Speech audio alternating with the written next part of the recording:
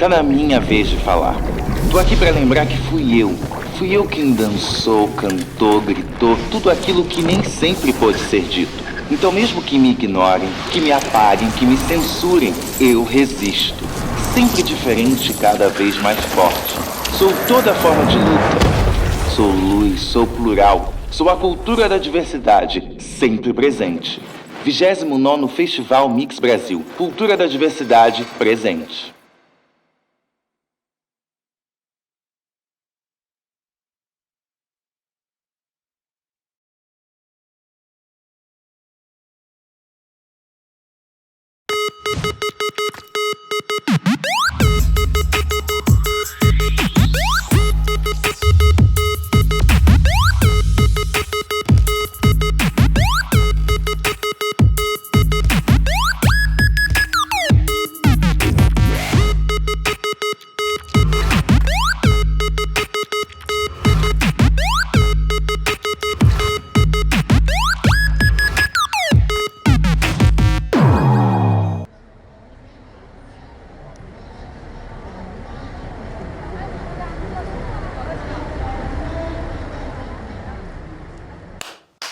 Canal Brasil é... O Canal Brasil é fluente em cinema. Respira cinema. Transpira cinema. Pira cinema.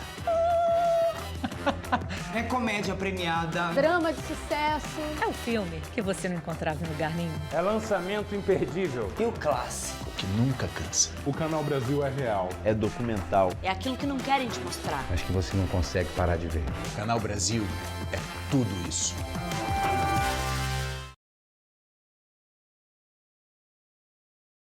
Narrativas da Errância. Esse é o título dessa mesa que vocês vão assistir no 4º Mix Literário, que acontece no 29º Festival Mix Brasil de Cultura da Diversidade. Aqui, com mediação da querida Maya Fawkes, vocês vão acompanhar uma conversa entre 3 autores que têm trabalhado muito a questão não só do pronome neutro ou da ambiguidade de gênero, trazendo implicações éticas e estéticas a partir dessa pesquisa com a ambiguidade. São eles a Carla Bessa, com o livro Minha Murilo, ela que é vencedora do Prêmio Jabuti 2020. Nós temos o César R. Pontual, que no seu livro Fecho faz uma prosa poética muito provocativa, e o super comentado livro do Leonardo Valente, Criogenia em D. Tenham um ótimo encontro. Olá, estamos em mais uma edição do Mix Literário, hoje com a mesa Narrativas da Errância, Pronomes Fluidos e a Ambiguidade como Ética Estética. Eu sou a escritora Maya Fawkes. Eu sou uma mulher robusta, rosto redondo, cabelo curto, escuro, uma blusa vermelha, estou usando, com um fundo branco e pequenos quadros com frases literárias. Vou convidar agora, para entrar na nossa mesa, os nossos convidados. Carla Bessa.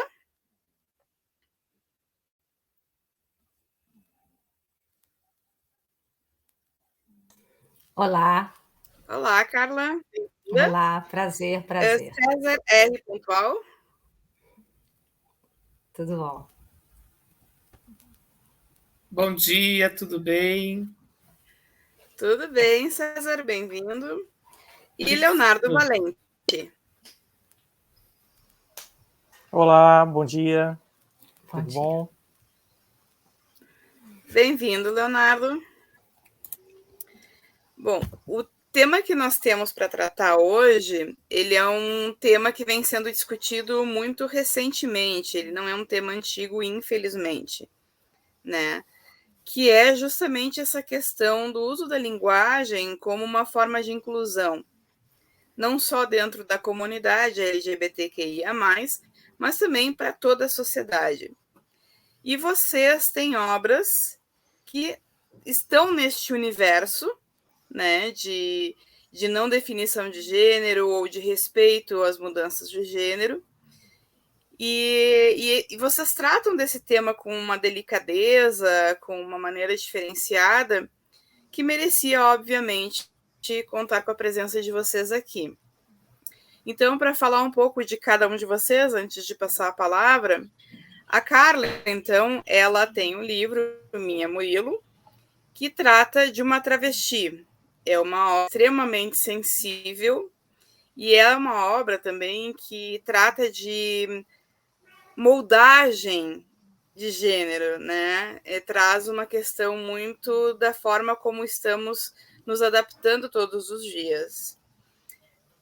Já o César, ele traz uma obra em que ele não deixa claro bem quem é seu personagem. Embora eu, pessoalmente, tenha interpretado o Fecho com um personagem masculino homossexual, mas também não é algo que está escancarado. E tem o uso do pronome neutro, né, da linguagem neutra. Já Leonardo tem a sua nova obra, Criogenia de D, em que não sabemos em momento algum qual o gênero deste protagonista, se é um homem ou se é uma mulher, e em vários momentos os gêneros se invertem, inclusive. É uma obra bastante interessante. Eu gostaria de perguntar para vocês, já de início, e podemos ir na ordem alfabética, por quê? Por que escrever livros que brinquem com o gênero, que tragam essa preocupação com o gênero, com o respeito ao gênero, né, dos leitores e das leitoras?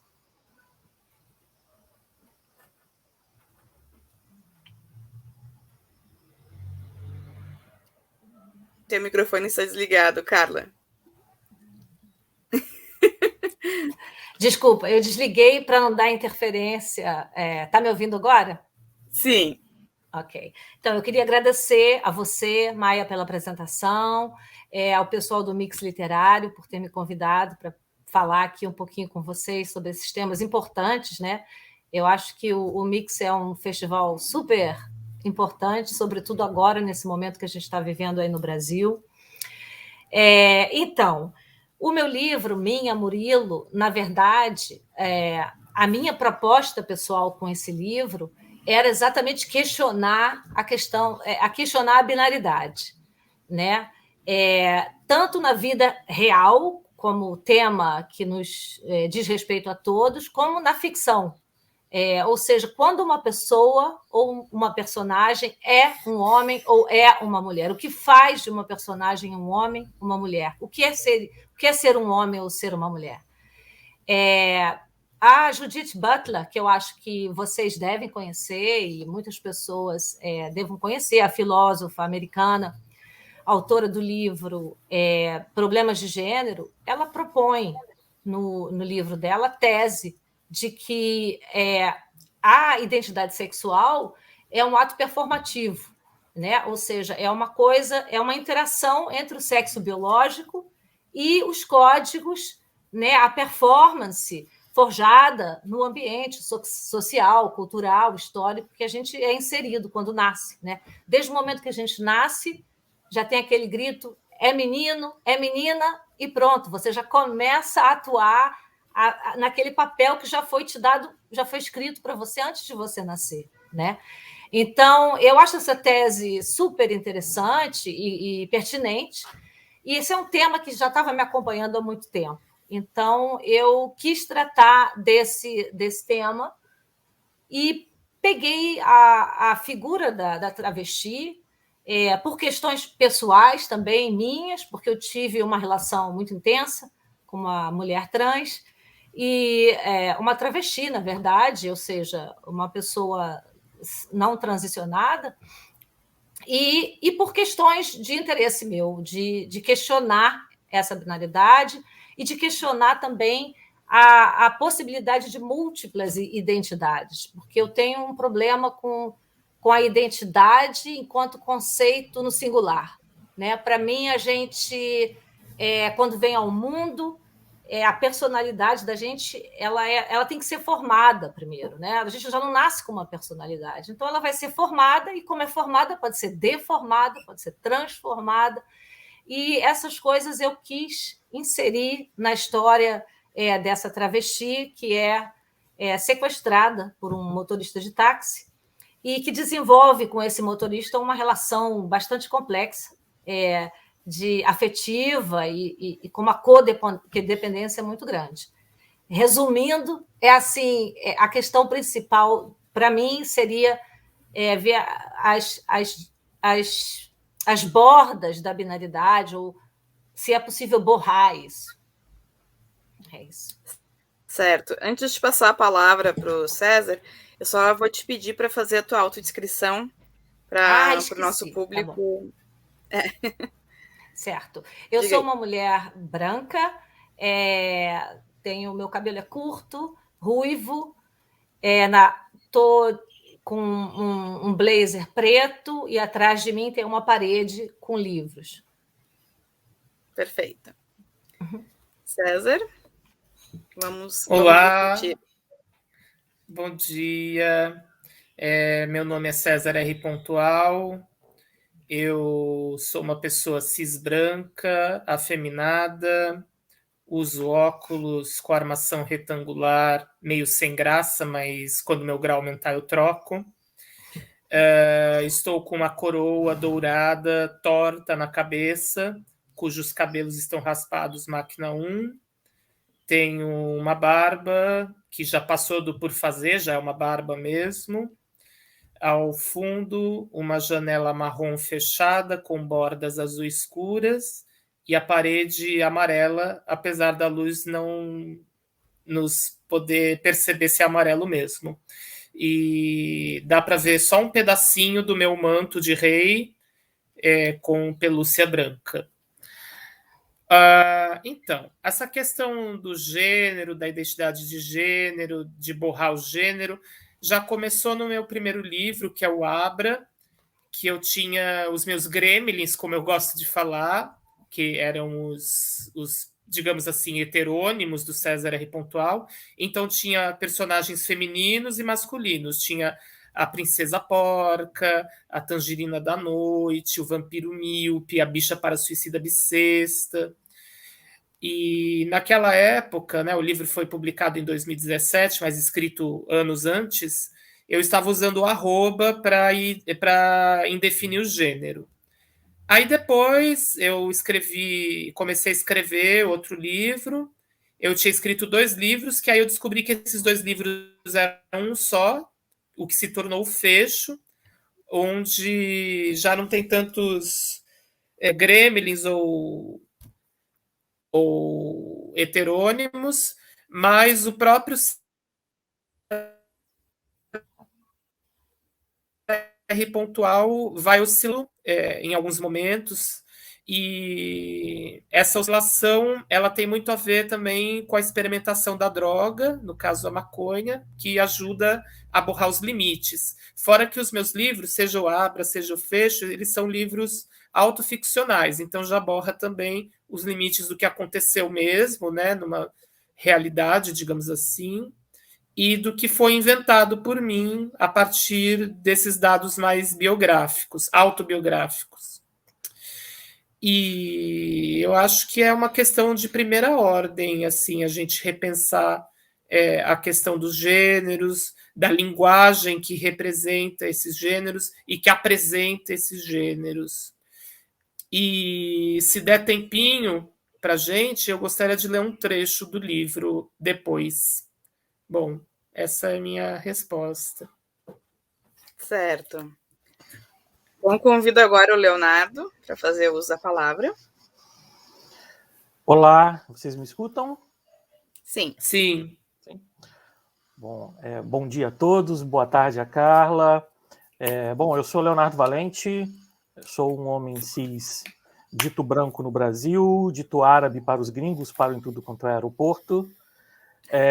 Tenho barba, cabelos pretos curtos, estou aqui com um fundo meio cinza, com detalhes em negro, que é a parede do meu quarto, com uma cortina que não consegue impedir a claridade que está estourando a minha imagem, que eu tento resolver toda vez que faço uma live de manhã, mas não consigo. É um prazer enorme estar aqui, do lado da Maia, do lado da Carla, do lado do César. Queria agradecer ao Mix Literário pela oportunidade, esse evento tão importante, como a Carla bem ressaltou, especialmente nesses tempos que a gente vive hoje, um evento que já era muito importante, que se torna ainda mais importante, né? E, bom, sobre a questão de gênero, no Criogenia de D, teve uma leitora, uma professora de literatura, que falou algo que me marcou muito. Ela disse que, ao não tratar em nenhum momento de gênero, Criogenia acaba sendo um dos livros com um maior nível de debate atualmente na questão de gênero, né? E ela realmente estava certa, porque a história não trata em nenhum momento dessa questão, né? Ela, na sua narrativa, ela não toca nessa questão. Essa não é uma pauta da protagonista, né? Mas, ao mesmo tempo, a forma como foi concebida, a forma como foi tratada, traz à tona muito a questão de gênero, e traz não só a questão de gênero nossa, do dia a dia, como traz também uma reflexão sobre como as nossas línguas, como os nossos idiomas também marcam gênero, né? Como também são instrumentos que nos condicionam e que muitas vezes nos aprisionam em divisões, em dicotomias. Quando eu idealizei a personagem, a minha proposta inicial era revelar sentimentos. Era revelar dores, era revelar questões. E antes de eu começar a escrever, eu fiz uma reflexão sobre isso, sobre... Eu não queria construir fatos, eu queria construir dores, eu queria construir relações a partir de dores e a partir de emoções. E quando eu comecei a pensar sobre como essas dores se encaixariam numa personagem cis feminina, cis masculina, trans, não trans, como seria isso? Eu comecei a ver que eu tinha preconceito.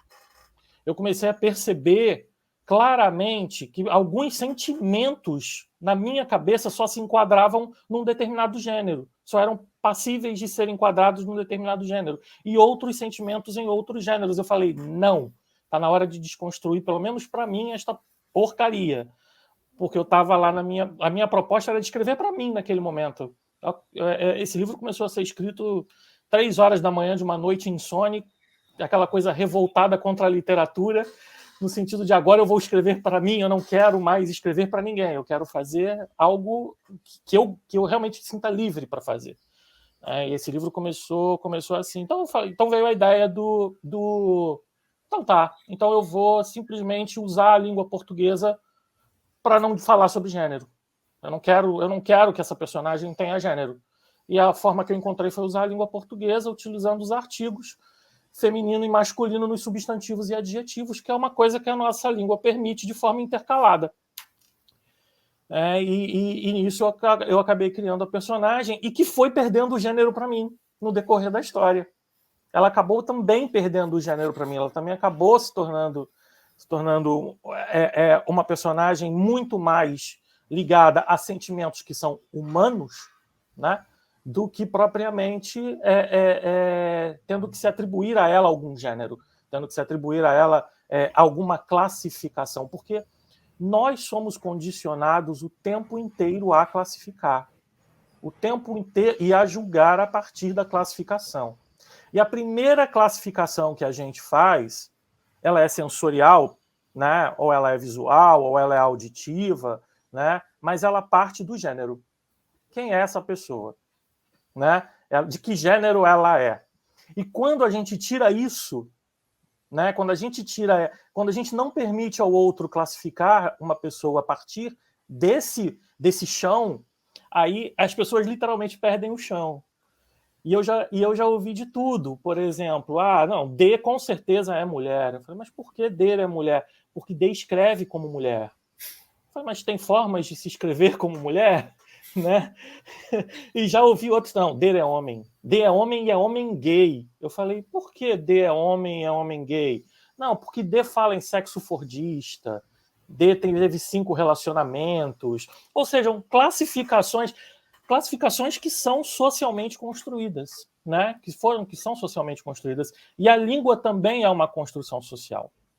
A língua também reforça as classificações e reforça gênero, né? Porque, na verdade, a língua é só uma construção social simbólica, né? A ponte é feminino em português e é masculino em outros idiomas, né? Se eu tivesse escrito esse livro em árabe, eu ia ter um problema danado, porque os verbos também teriam que oscilar além dos artigos, além dos adjetivos e dos substantivos, porque em árabe o gênero é tão marcado que você tem verbos no feminino e verbos no masculino. Em outras línguas, como o inglês, por exemplo, esse efeito não seria o mesmo, porque a divisão de gênero é mais fluida. Você tem adjetivos que cabem no masculino e no feminino de uma forma generalizada, genérica, coisa que no português é muito raro. Né? E isso faz parte da nossa história social, da forma como nós construímos, né, as marcações das nossas sociedades. E acho que esse era o tipo de coisa que eu acabei, não inicialmente, mas depois querendo ressaltar. Então essa foi mais ou menos a história inicial desse livro, da sua relação com o gênero, para eu não me alongar muito aqui, porque eu falo demais, tá, gente? Se deixar, eu vou embora. Então eu tenho mesmo que me censurar. Obrigado. Sabe, Leonardo, tem uma questão que tu comentou em relação à primeira marcação ser de gênero. Tem uma questão que eu pessoalmente acho muito sensível, que toda vez que eu tento debater sobre isso, dá confusão, que é colocar brincos em bebês. Os brincos não deixam de ser uma mutilação, porque se faz furos nas orelhinhas das meninas. E isso tem como única finalidade determinar que aquele bebê nasceu com genitália feminina, biologicamente feminina. Porque não serve para nada, a realidade, né? Um brinco é um adereço totalmente dispensável. Tanto que eu não uso faz muitos anos. E tem uma outra questão também. Eu estava assistindo esses tempos uma entrevista de uma drag queen muito famosa, que é a Rita Von Hunt, e ela trouxe uma questão que eu achei fundamental para o nosso debate, que é justamente algo que tu comentou, que é da construção social, né? E ela trouxe um exemplo que eu achei fascinante. Alguns séculos atrás, nas cortes francesas, os homens usavam meia calça, salto alto, maquiagem e peruca. Isso eram signos de homens abastados, homens ricos usavam esse tipo de vestimenta. Então, se fosse colocar essas características hoje, seriam provavelmente julgados como drag queens, travestis, transexuais ou gays extremamente afeminados, né? Então, e para a época não, para a época eles eram os macho alfas, né? E em outras culturas, como por exemplo na Escócia, os homens usam saias em celebrações, e isso não é visto como algo que transgride o gênero. Então, por que na nossa sociedade um homem usar uma saia é uma transgressão de gênero? Algum de vocês quer responder?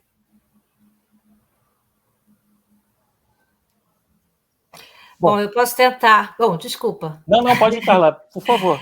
Não, eu só queria comentar essa questão da roupa. É um fator importante que você reconhece o gênero como ele é entendido na sociedade muito pela roupa, né? Tanto é que, por exemplo, para as travestis, é muito importante colocar uma roupa muito feminina, entre aspas, como é considerada feminina na sociedade, né? E passar maquiagem e botar os adereços todos, né? E é uma coisa que eu discutia muito com a minha companheira, porque para ela isso era uma maneira de ser o que ela queria ser, ou seja, ter a imagem que ela gostaria de ter e que não tinha. E que para mim não tem muita importância. Às vezes eu tenho vontade, às vezes eu não tenho vontade, mas é que eu sou uma pessoa cis, então é diferente. Mas eu acho que essa roupa, porque a gente é tão definido socialmente, né, como o Leonardo falou, a roupa é um aspecto muito importante, né, que define, que você vai saber quem é um homem, quem é uma mulher, de acordo com o entendimento da sociedade, pela roupa. Eu tive, por exemplo, uma aluna, eu fui professora quando eu era atriz, eu estudei teatro, na verdade, antes de escrever, e eu dava aula numa escola de teatro, e eu tinha uma aluna trans, que ela era mulher, ela dizia, eu me identifico com o sexo feminino, e queria o pronome feminino, e tinha um nome feminino, mas ela não se vestia. Ela nasceu com o corpo masculino e ela não fazia nada. Ela continuava com o corpo, com a cara do jeito que ela era, mas ela dizia, eu sou mulher e eu quero ser tratada como mulher. E a gente respeitava, mas era sempre uma coisa meio estranha, porque você via aquele homem e você tratava ela como mulher, porque era uma mulher, mas o corpo era uma provocação, de certa forma. E também uma vontade de não se adaptar. Por que uma mulher tem que ter essa cara? Por que tem que ter que botar roupa? E era uma discussão, a gente tinha discussões super importantes, e que a gente também, como o Leonardo falou, a gente acabava batendo com os próprios preconceitos, entendeu? Por que eu não reconheço nela uma mulher? É uma mulher. Só porque tem essa cara, porque tem esse corpo, é uma mulher. Ela se entende como mulher, então é uma mulher. E eu acho que essa coisa do corpo tem a ver com esses códigos sociais, com a coisa da roupa, né? São os códigos que estão lá dentro da cabeça da gente, que é muito difícil.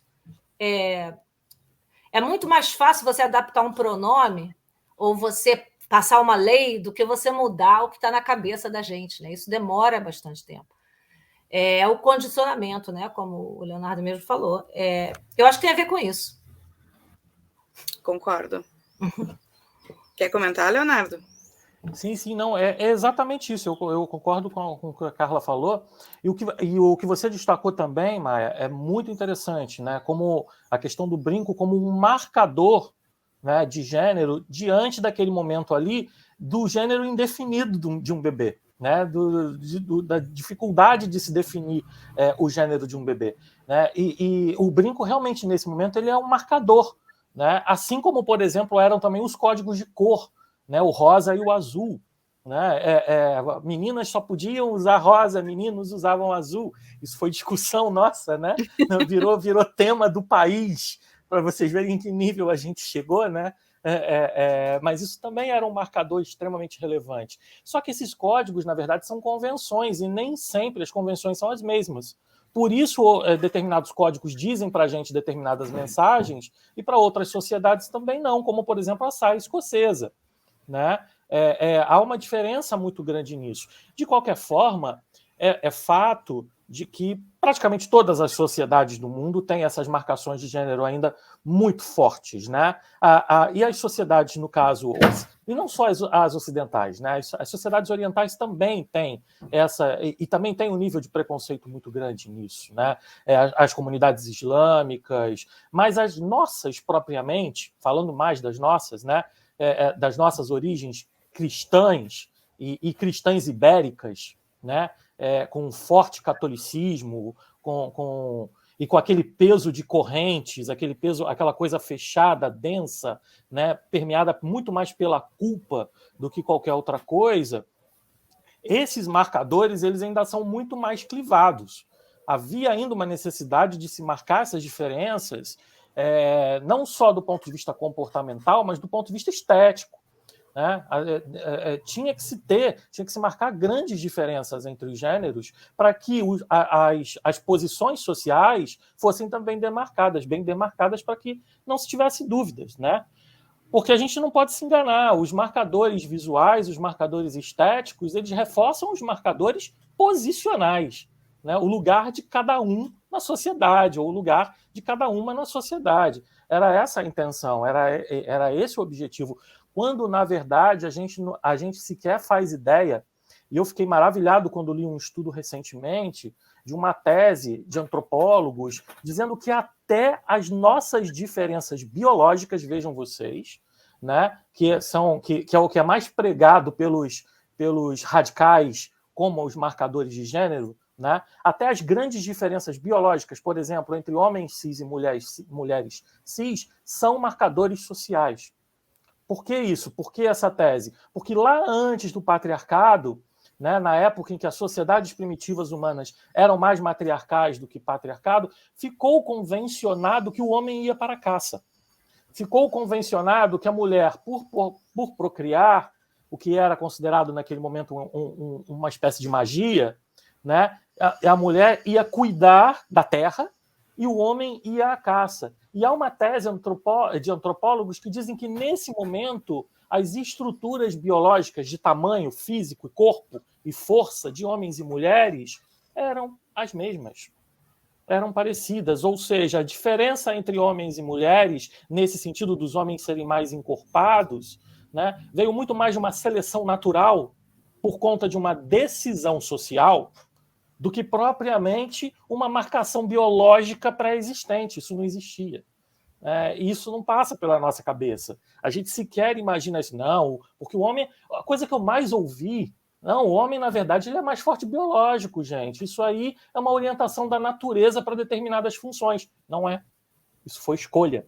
Foi escolha há muito tempo atrás, mas foi escolha. Se nós mudarmos, também não sabemos para onde vai, né? Então, desconstruir, tirar esse chão, tirar esses paradigmas, eu acho que é uma função muito importante dos nossos tempos. Acho que a gente precisa fazer isso. Como é que é o nome desse cientista? Eu estou tentando pegar aqui, mas eu posso passar para vocês. Tem vários estudos legal. a respeito. Mas são fantásticos, que mostram justamente essa evolução da sociedade humana a partir dessa lógica, né? E mostra também a evolução, quer dizer, uma evolução no sentido cronológico, né? E não de melhora, mas a evolução de sociedades matriarcais para sociedades patriarcais. Em que momento isso aconteceu? Foi justamente essa seleção natural de milhares de anos que permitiu ao homem ter uma robustez física maior que a das mulheres, em que em determinado momento produziu o que eles mesmos vão chamar de uma espécie de golpe, né? Do tipo, não, agora quem decide o que está na sociedade, o que é certo, o que é errado e quem vai fazer o que somos nós.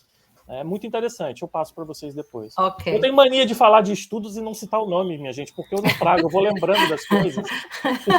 E a minha pilha de livros está ali para eu achar, mas eu juro que eu faço. Perfeito. Eu queria aproveitar, porque eu lembrei de uma situação pessoal, porque o que acontece? Durante a promoção do primeiro livro que eu publiquei, que é o Abra, como tinha a personagem que era a Tangerina da Noite, eu ia para os eventos de vestido, meia calça, batom. Aí eu ia no Patuscada, né, que é o bar da Patuá, que publicou o Abra. Eu ia para as baladas, assim. E teve uma balada que um cara veio me abordar, mas assim, parecia que ele era um machista abordando uma mulher que ele achasse que estava ao dispor dele. Agressivo, grosso, assim, já quase chegando na violência. Curioso, porque se eu não estivesse vestido daquele jeito, eu acho que não seria a mesma interação, entendeu? Então, tem essa questão também que acho interessante pensar, né? Sem dúvida. Sem dúvida.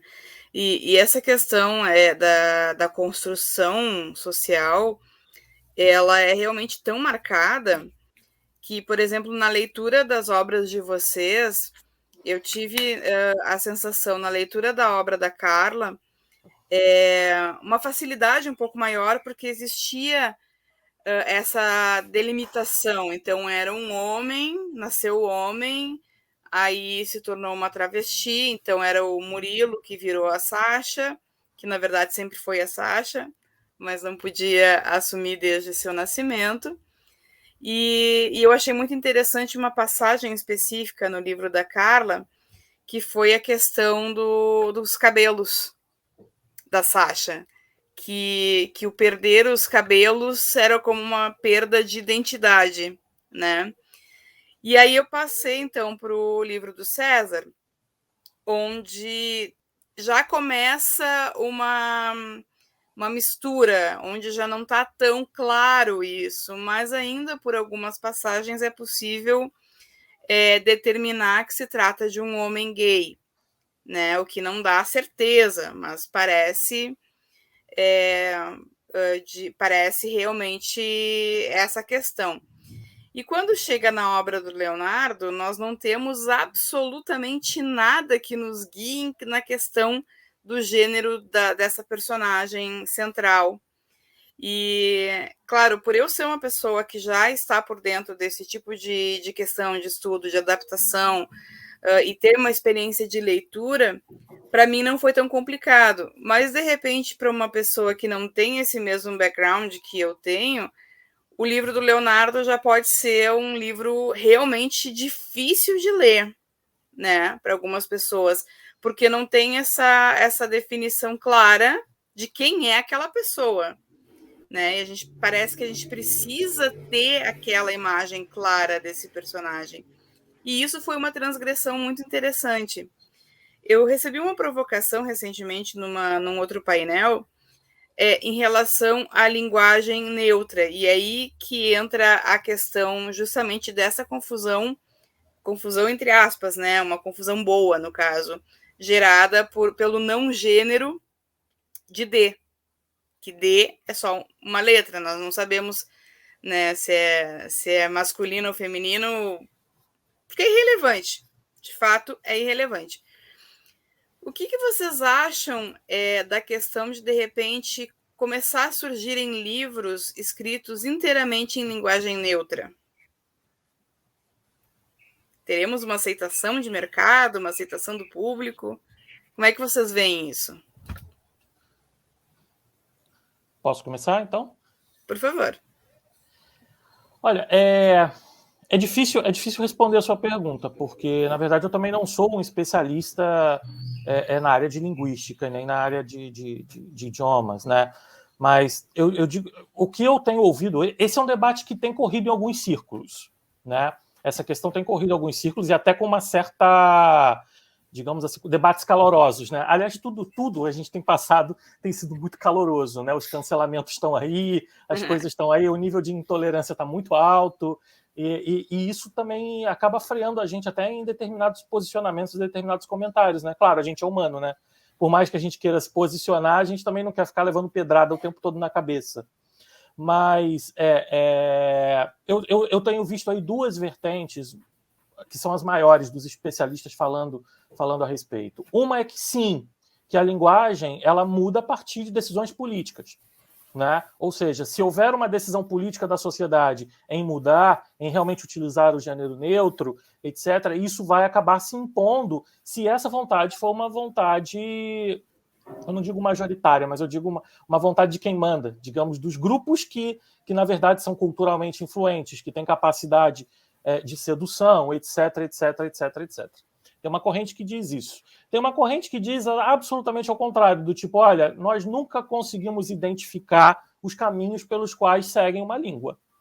A gente nunca conseguiu dizer que politicamente um idioma foi orientado para tal lado e para outro lado. Eu tenho minhas dúvidas, viu, sobre isso, porque, por exemplo, o que a gente tem aí de terminologias ligadas à escravidão e que foram incorporadas por projeto político, no nosso idioma, por exemplo, né, por questões sociais, não está, como dizem na expressão, não está no gibi. São muitas expressões, né? E também homofóbicas e uma série de outras. Eu sou da vertente que acho que se grupos artísticos, e acho que isso começa na literatura, né? Eu acho que isso começa justamente com a sedução. Eu realmente não acredito em imposições. Tipo, a partir de agora você vai falar todes. E, né, na rua, não é todos, não é todas. Esse constrangimento, esse tipo de coisa, eu acho que não funciona tão bem. Mas eu acho que a sedução funciona. Eu acho que a disseminação social por meio da arte funciona. Né? A literatura, tanto a prosa quanto a poesia, as outras expressões artísticas, como o cinema, por exemplo, como a teledramaturgia. Eu acho que a partir do momento em que basta ter um personagem de novela famoso, gente, falando assim para muitos, para milhares irem atrás, falarem assim, né? Então, e até para que isso, de repente, se torne um fenômeno generalizado, né? E só depois de uma vez generalizado, a gente vai ver aquela coisa do Aurélio, do Hawais, da Academia Brasileira de Letras. A partir de agora, reconhecemos todos como todos ou todas, mas esse é o processo inverso, né? Não adianta botar lá sem antes estar disseminado. Mas para ser disseminado precisa ser culturalmente é disseminado, né? Precisa ser aceito. Tem todo um trabalho que é, sim, na minha concepção, um trabalho político, mas é a minha visão. De não especialista, é um pitaco de leigo, digamos assim. Olha, eu não sou também especialista, mas eu vejo que aqui, por exemplo, na Alemanha, onde eu estou agora, né, eu acho que aqui o pessoal já avançou um pouquinho mais nesse sentido de adaptar os pronomes. Em qualquer live, fórum que você senta, aparece ali não só o seu nome, como o pronome que você quer ser tratado. Pelo menos no âmbito acadêmico e literário, tá? Claro que a massa das pessoas ainda nem trata dessas questões, mas, por exemplo, na academia, tem várias universidades que não é sedução, não, é imposição mesmo. Agora só pode ser escritos trabalhos com esses pronomes tal, ou com pronome neutro, no caso, que aqui é um pouco diferente, porque depende da língua também, né? No alemão você tem outras possibilidades diferentes da do português, mas aqui tem uma coisa que não é nem neutra, mas que inclui homens e mulheres. Ou seja, não é ainda muito neutro, porque o não binário não se encaixa aí. Mas, pelo menos, já adaptou, não é mais só o masculino como o coletivo, mas inclui homens e mulheres. Porque no alemão também, o plural masculino é tido como neutro, até agora. Né? E isso eles já mudaram. Agora aqui é imposição, trabalhos de mestrado, doutorado, sendo sempre que possível escrever nessa forma, que é com uma estrelinha, assim, difícil de explicar para quem não fala alemão. Mas tem uma fórmula agora fixa para poder incluir exatamente as mulheres e os homens, porque é uma questão de representatividade. As mulheres nunca se sentiam representadas porque o plural era masculino.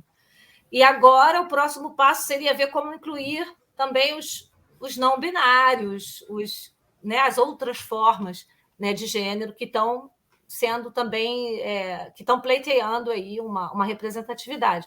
Mas eu acho que só sedução, não. Tem que impor um pouquinho pela academia, sabe? Pela literatura. Não é assim uma imposição, mas tem que fazer, sem pressão não rola, porque as pessoas são muito resistentes à mudança, em qualquer área, não só de gênero, mas a gente tem muito medo de mudança. Então, mas precisa do diálogo também. Eu acho também que essa coisa desse cancelamento, de botar medo, não vai levar muito a nada, não. A gente tem que dialogar, tem que reconhecer os erros e os preconceitos mesmo, porque é aí que a gente vai conversando e vai mudando, né? Eu acho que é mais ou menos por aí também. É verdade. E eu vejo muito pessoas até da área acadêmica mesmo, da letras, recusando o gênero neutro. Né? Tem um professor específico que até deu no Facebook uma fricção com uma outra pessoa que estava defendendo o gênero neutro, e também como representá-lo. Né? A gente já teve o arroba, teve o X, agora tem o E e as variações para os casos que o E não encaixa.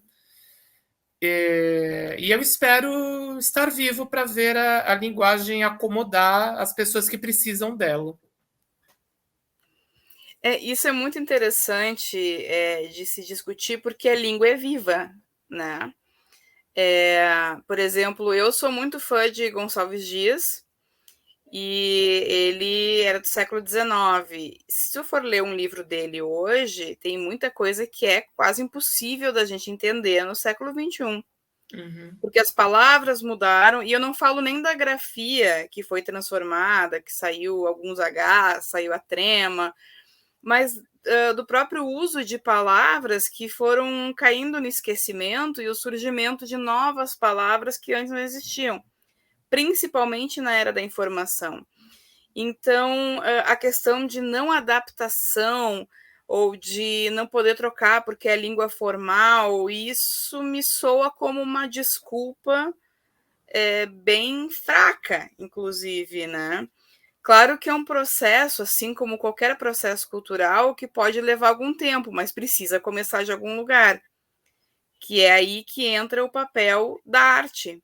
Uhum. Ir trazendo isso de uma maneira a normalizar essa situação toda, para que as pessoas que não são acostumadas, porque realmente a gente vai ver a grande maioria da população jamais discutiu questões de gênero, né? Isso tudo é muito estranho, é um universo quase que paralelo para muita gente. Então, a gente não tem realmente como colocar fórceps, né, uma linguagem neutra ou essa aceitação, porque ela é fruto cultural, as pessoas nascem aprendendo isso e é muito difícil de mudar, mas não é impossível, né? Então, vocês acreditam que o trabalho de vocês, enquanto escritores, pode fazer diferença nessa mudança de pensamento?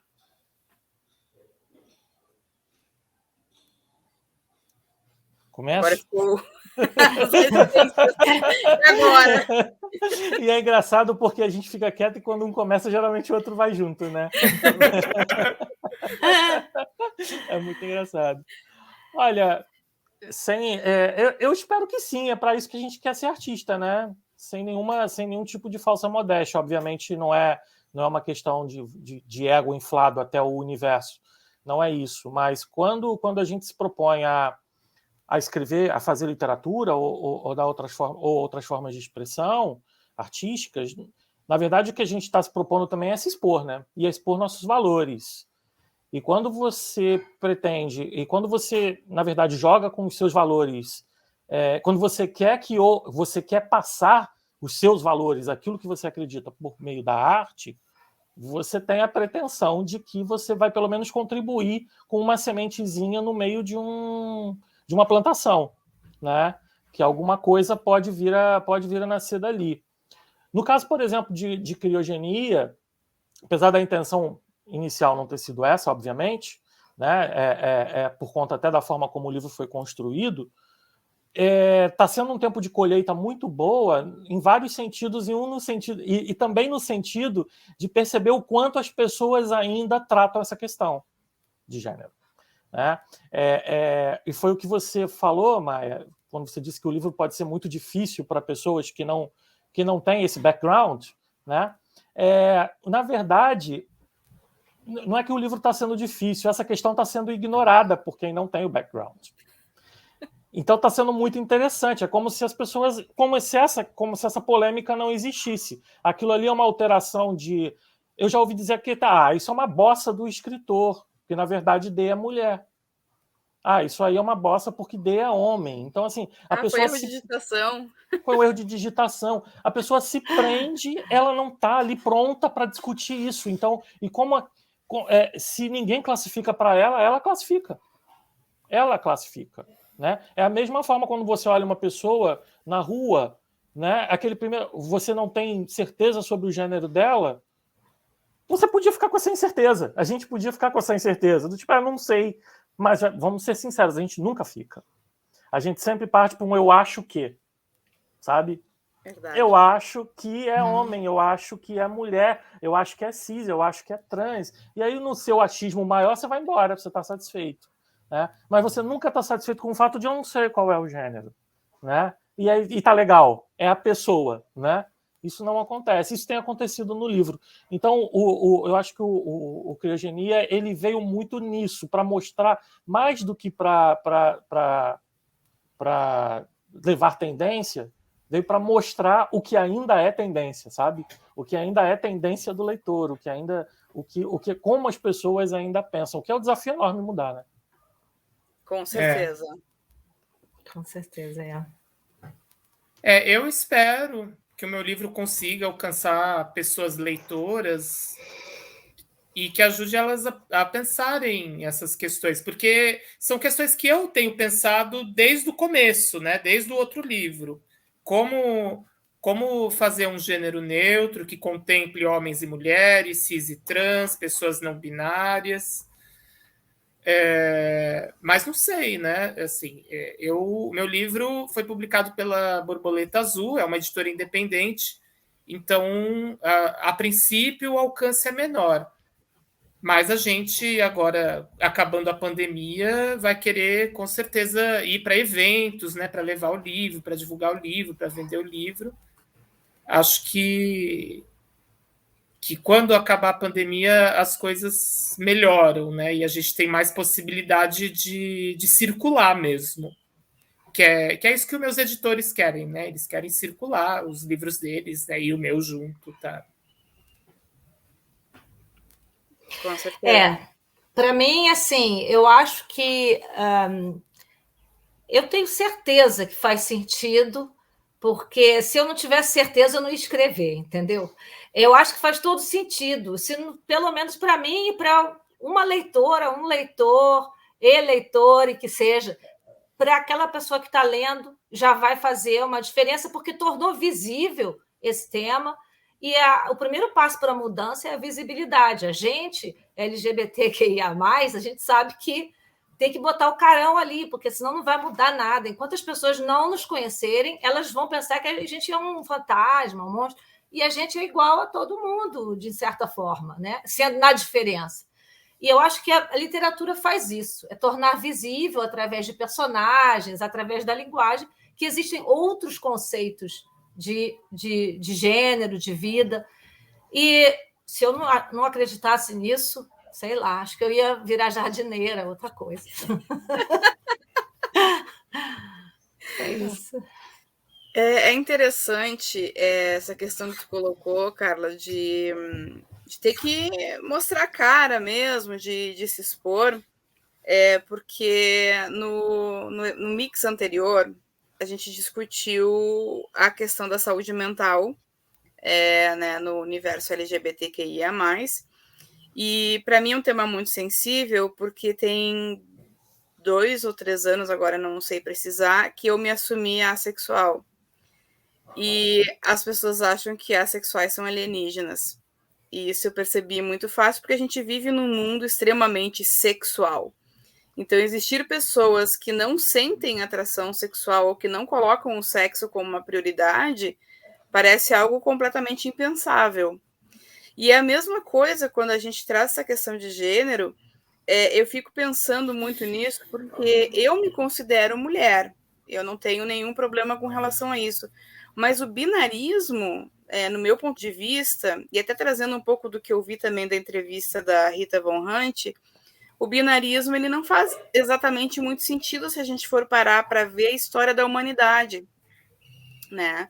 Ele é uma construção muito mais recente, tirando, claro, obviamente, a opressão contra a mulher que existe desde que o mundo é mundo, as questões, os símbolos de gênero são coisas que são construídas a cada era, a cada cultura, a cada país. Ele não é uma coisa geral para o planeta inteiro. Então, a desconstrução é possível, com certeza é possível, mas a gente pode levar muita porrada nesse caminho.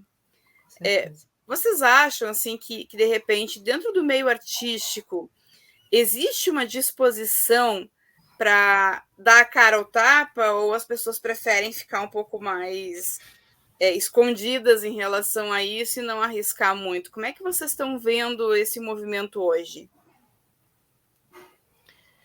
Olha, eu acho que essa é uma questão muito pessoal, entende? A questão de você sair do armário, por exemplo, é uma questão muito pessoal. Não tem como você forçar ninguém a fazer isso. Você pode tentar convencer, você pode explicar que se não fizer, você vai estar reforçando uma estrutura social que vai te discriminar, mas eu acho que tem a ver com a experiência pessoal da pessoa, com a experiência de violência, enfim, não tem como. Então, e o artista é uma pessoa como qualquer outra, então sei lá, às vezes teve experiências ruins com a visibilidade e se retraiu, não quer mais se mostrar. Eu respeito, mas eu sempre tento também colocar para as pessoas, já tive muitas discussões em relação a isso, que para mim é importante a visibilidade, porque se eu posso falar abertamente sobre isso hoje, é porque outras pessoas deram a cara a tapa antes de mim, entendeu?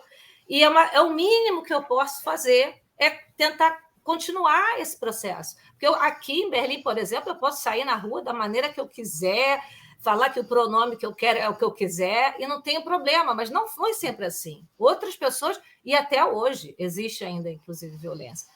Mas eu acho que tem que ser, senão não vai mudar nunca. Mas eu respeito quando a pessoa não tem essa força, não tem esse background que vá, né, edificar isso.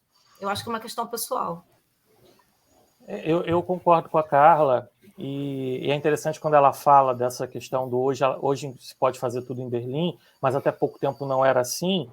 É interessante a gente ter uma dimensão histórica também, né, pessoal, das coisas, da linha histórica, né? Porque a gente vive a nossa vida, mas se a gente olhar historicamente, até ontem Berlim vivia o nazismo, né? Até ontem, do ponto de vista histórico. Até ontem, nos Estados Unidos, pessoas pretas entravam por uma porta de ônibus e brancas por outras, e não podiam comer no mesmo restaurante.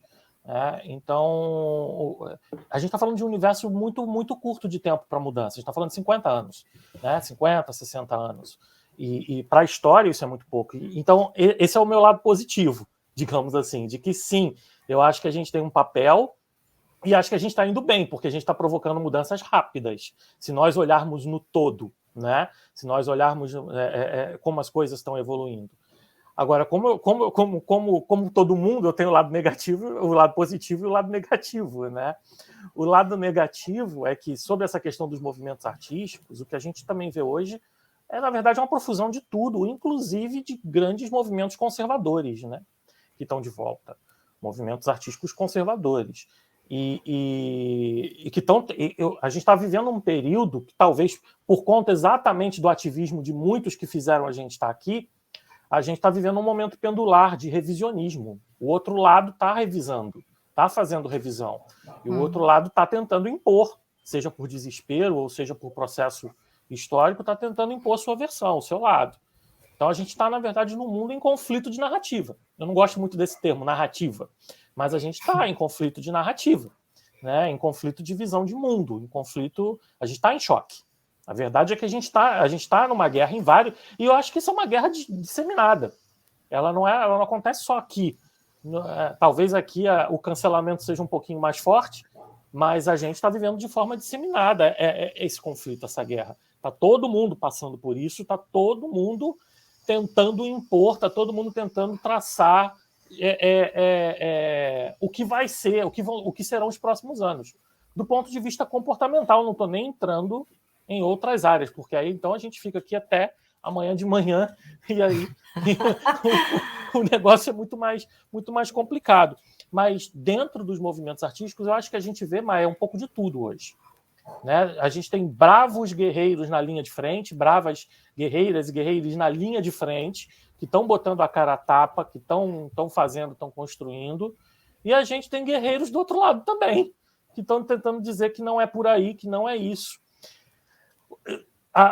No curto prazo, em curto prazo, sem falar daquelas projeções, eu acho que o que faz a diferença nisso aí é uma velha outra história que daria outro debate, que é a força do dinheiro e da própria indústria cultural, né? A imposição, o poder que cada um dos lados tem de se impor como arte, de se impor como produção, de se disseminar, etc, etc. Mas isso aí é uma outra discussão. E eu observo que cada vez mais, por exemplo, filmes e seriados, cada vez mais você tem nessas mídias personagens LGBTQIA+, né? Mas é como o Leonardo falou, também tem o outro lado. A gente tenta fazer a nossa parte, né? Como a Carla falou. Eu mesmo, os 2 livros que eu publiquei têm a ver com essa experiência LGBTQIA+. Os livros são a partir disso, né? E eu espero que cada vez mais a gente ocupe mais espaços mesmo e detone os preconceitos. Inclusive, acredito que vocês 3 são excelentes exemplos nesse sentido de produzir obras que transgridem a questão de gênero nesse momento que nós estamos vivendo, em que não é que nós estejamos nos tornando mais conservadores, é que esse conservadorismo está sendo enfiado na marra na nossa cultura, porque nós já fomos uma cultura mais aberta, né? Então, é sim um ato de coragem e é sim um ato que pode gerar violência, que pode gerar consequências danosas. Talvez até por isso muita gente também opte por não se manifestar, como a própria Carla comentou, né? Mas eu vejo pessoalmente é um futuro interessante. Se já está sendo produzido material que transgride a questão de gênero no momento que nós estamos vivendo, imagina quando este momento finalmente terminar e a gente tiver uma sociedade um pouco mais livre. Vocês veem essa expectativa de um futuro onde essa cultura seja modificada? Assim, eu posso começar? Pode, claro. Eu nem sei, Maia, se a gente viveu, se a gente era mais aberto antes, não, sabe?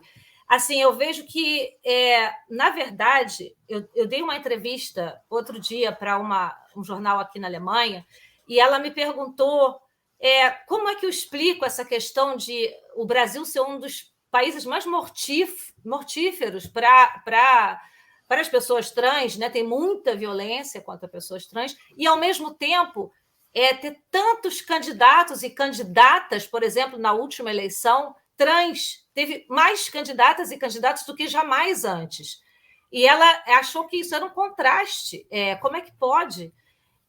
Mas, na verdade, uma coisa explica a outra, porque quando a violência contra determinadas comunidades cresce, a comunidade tem a tendência a se lançar e a resistir de uma forma mais aberta. Eu acho que as pessoas estão se candidatando, estão botando a boca no trombone para defender os direitos que a gente ganhou nesse tempinho de 12 anos aí, que não é nada, como o Leonardo falou, mas teve 12 anos aí na história do Brasil em que a gente ganhou determinados direitos e determinada visibilidade, mas isso é muito pouco. Na verdade, o brasileiro, a brasileira, nunca foi muito aberto, não. Só que a gente estava escondido, então não incomodava ninguém. E no momento que a gente começou a aparecer e a ganhar direito, aí pronto. Aí, né, os conservadores começaram a sair dos bueiros e não estão querendo. Então, é uma resistência dos dois lados, mas eu acho que, no geral, eu vejo uma tendência, uma melhora até, porque as pessoas estão visíveis, estão se candidatando, estão escrevendo livros como nunca antes. Assim, tem muito livro com esse tema, nunca vi tanto livro na minha vida. Antes, quando eu era criança, ninguém falava nisso, não existia.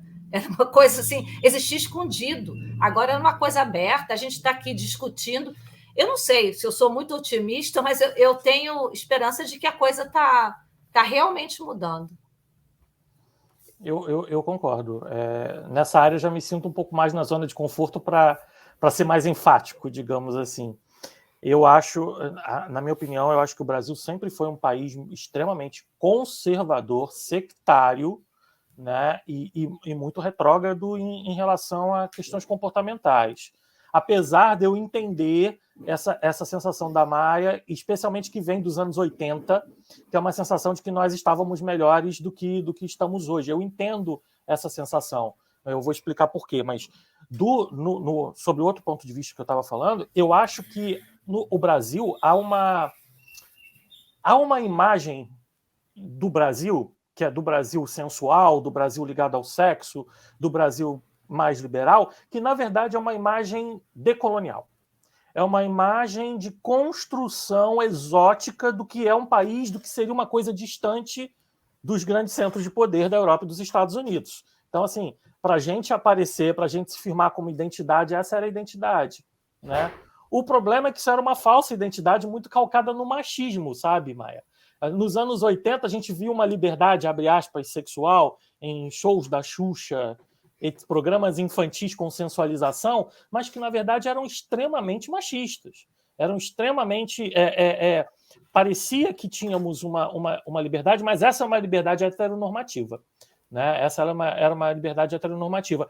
Quando realmente a sociedade passou a se secularizar no sentido comportamental, nesses últimos 12 anos que a própria Carla citou, quando as minorias, que não são minorias, passaram a reivindicar direitos, passaram a reivindicar posicionamentos e passaram a lutar pelas suas questões, aí o que a gente viu foi uma reação conservadora avassaladora, né? Porque aí nós não só voltamos aos anos 80, nós voltamos bem para trás, porque, na verdade, o embrião estava ali, né? Porque, na verdade, é isso que a sociedade sempre valorizou e cultivou, mas esse exotismo heteronormativo machista era tolerado como uma espécie de construção imagética nossa. Agora não, agora a construção de gênero, a construção de sexualidade, a construção de etnias e raças, não, aí não. E nem de classes sociais. Aí não é permitido, aí vocês estão indo longe demais com essa história de criar o país. Que país é esse que vocês estão querendo criar, né? Aí começou, na época da ditadura, era muito melhor. E foi aí a nossa tragédia, entendeu? É verdade. César, algo a comentar?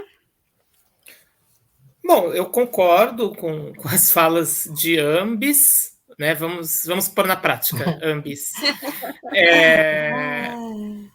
E preciso acreditar que as coisas vão melhorar.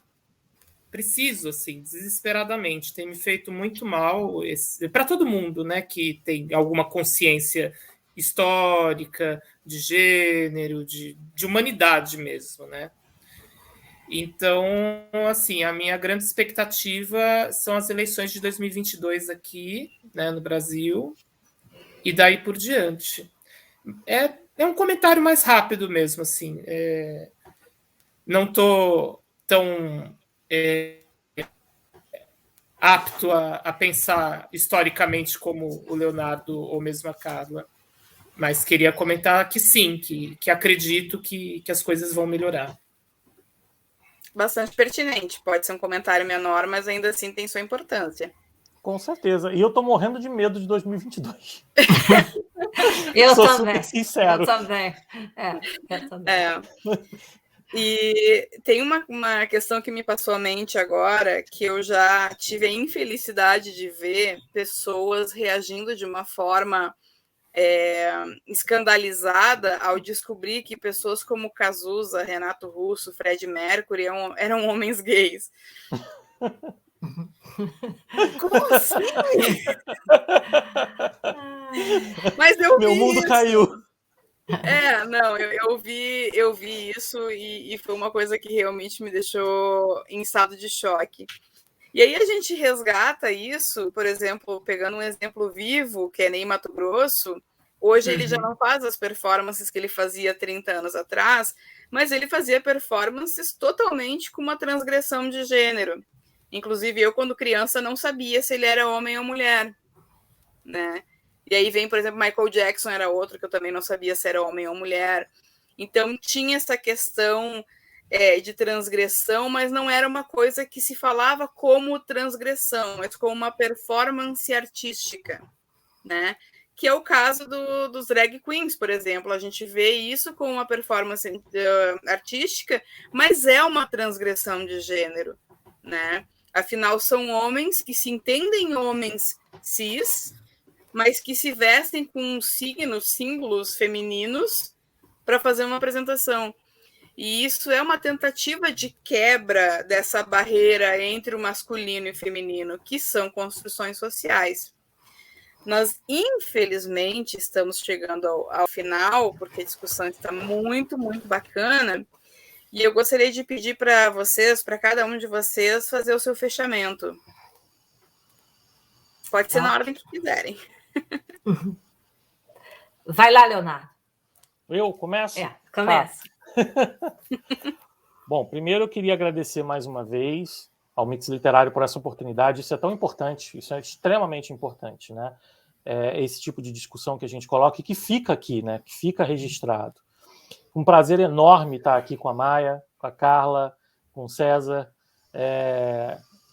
Uma grata surpresa. Essa discussão assim, foi por caminhos que acabam surpreendendo e a gente acabou tratando de temas que são super sensíveis e, ao mesmo tempo, super importantes, né? Muito importantes de serem discutidos. Eu digo que é um motivo de orgulho muito grande estar aqui na trincheira com vocês, falando desses temas, num momento em que, se a gente falar isso na rua, pode levar uma pedrada na cabeça, né? Se a gente falar isso numa rede social, pode ser cancelado. Ou então, se a gente fala, pode até ter prejuízos, inclusive profissionais, financeiros, porque a situação não é brincadeira, né? O que a gente vê aí fora não é brincadeira. Mas, ao mesmo tempo, a gente está aqui, né? A gente está aqui falando de todas essas questões e dizendo sim, que não tem nada que ser rosa e azul, né? Que não precisa ter brinco, né? e que tem pessoas que escrevem maravilhosamente bem, né, entre elas a Maia, e a Carla e o César, e que escrevem bem, são escritores, né, escritoras que vão ficar e que estão, sim, nessa trincheira, nessa linha de frente. E isso é exemplo. Isso é exemplo para quem vem depois da gente. Né? Isso é exemplo para quem vem depois da gente, para quem ainda quer escrever e não começou, para quem ainda está crescendo e um dia no YouTube vai esbarrar num vídeo nosso. Isso não tem como não ficar muito feliz e muito grato por isso. Muito obrigado. Eu também... Opa! Você quer falar, vai. Carla? Não, vai, César, vai. Tá, desculpa. Bom, enfim, agradecer o convite do Mix Literário, a mediação da Maia, conhecer Carla e Leonardo, né? Leonardo, inclusive, eu já li o Criogenia de D, fiquei assim passado com o livro, porque realmente é muito bom. E pensei, para encerrar, como eu tinha falado, de ler um trecho do livro. Mas aí eu pergunto, eu poderia ler 3 minutos ou 5 minutos? Ou menos?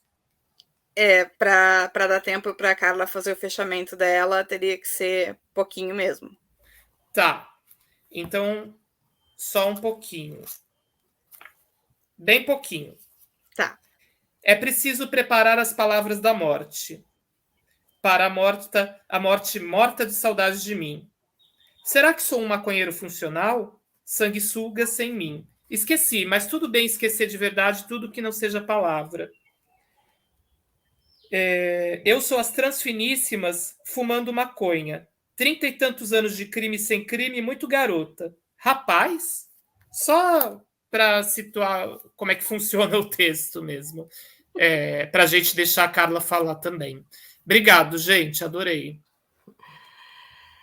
Obrigada. Eu queria também agradecer ao Mix Literário, você, Maia, por ler o meu livro, por comentar, ao César, ao Leonardo, por estar aqui conversando com vocês. Eu constato que toda vez que eu falo sobre o meu livro, ele fala comigo de volta, eu entendo um pouco mais aquilo que eu mesma escrevi. É muito boa essa troca e também falar desses temas, assim... esse é só um tema, aliás, do qual eu escrevo. Eu não escrevo só sobre esses temas de LGBTQIA+, mas é um tema importante. Os meus personagens eu cuido que sejam sempre diversos e que tenham uma diversidade, que saiam um pouco dessa coisa normativa, independente de tratar desse tema.